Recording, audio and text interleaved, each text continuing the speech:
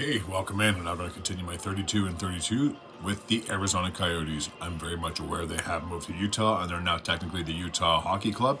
So I'll just go over their record last year and a few free agents that have yet to be re-signed. So last year they finished with a record of 36 wins, 41 losses, and 5 overtime/shootout losses for 77 points. They essentially finished with the 1, 2, 3, 4, 5, 6 worst records. They were the 27th team in the league standings, and they were, if I'm not mistaken, the second worst team in the Central Division, just ahead of Chicago. So, a few free agents that I want to take a look at. It's kind of fitting because today is the start of free agency, so I'm sure something could happen to any of these players on this list today. Travis Boyd is the first one that comes to mind.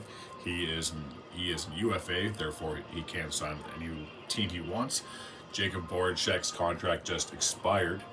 He hasn't played since the 2021-22 campaign with the Blue Jackets, and they're basically just paying out his contract. Travis Dermott, take a look and see. Yes, he is on the list. He is a UFA, so therefore he can sign with whatever team he would like. Brian Little, same situation as Jacob Voracek. Their contracts were traded to the Arizona Coyotes, so therefore they're not actually playing. I don't think Brian Little's played since the 2019-2020 season. Sean Durzee's contract did expire. I truly believe he has re-signed or signed with a different team, as he is not on the list of free agents for the Utah Hockey Club / Arizona Coyotes. Barrett Hayton, he is an RFA, and like I've explained in all my other videos, if you're a restricted free agent, therefore you're probably just coming out of your rookie contract, that you have to sign with that team unless they decide to wait or trade you away. But someone that young and gifted, I would be very shocked if the Coyotes / Hockey Club decided to part ways with Barrett Hayton.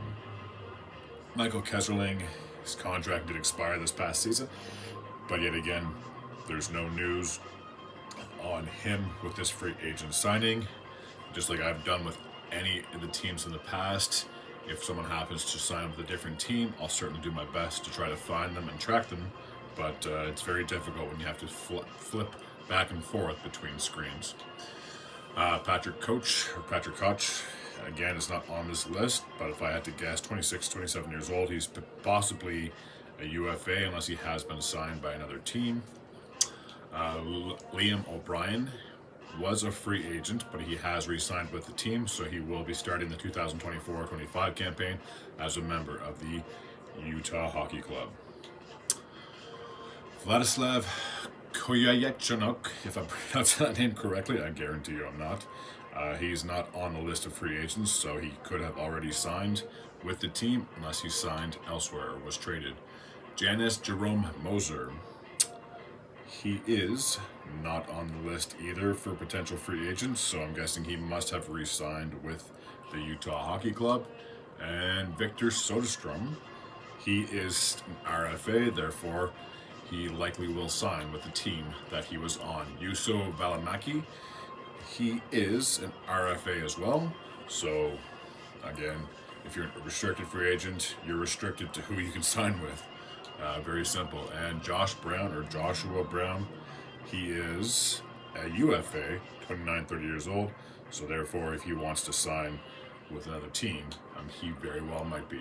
Jack McBain's contract doesn't end until next season, so that will be a topic for another video.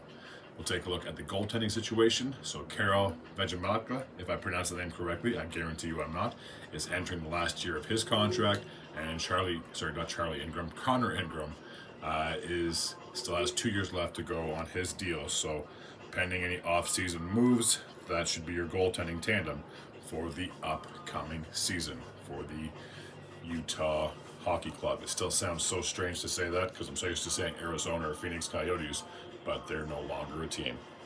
Alrighty, that takes care of the Arizona Coyotes / Utah Hockey Club recap 32 and 32. I will be doing a preview, like I mentioned in my previous videos, for the upcoming season, but that's not going to happen until September. I want to get closer and closer to training camp and potential late off-season signings or late trades between teams before I do any previews for next upcoming season. Alright, that takes care of the video. As always, if you're new to this channel and you like this type of content, feel free to hit the sub button. I'd be very grateful and very appreciative. Until next time, and as always, take care.